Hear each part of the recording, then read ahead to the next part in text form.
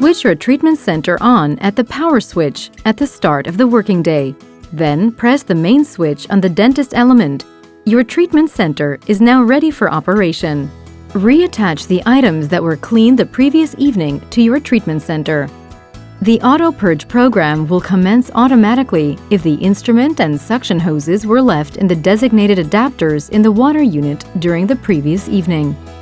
The instrument hoses are now flushed for the set time and the suction hoses are cleaned. Microorganisms can grow in the water lines to the treatment center. Flush the water lines by operating the cuspidor flushing program for at least 1 minute.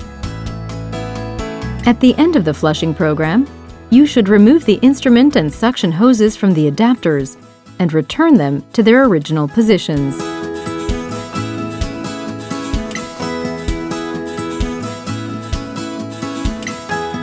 Prepare your treatment center for the day ahead and configure the dentist and assistant elements with the instruments required for the next treatment.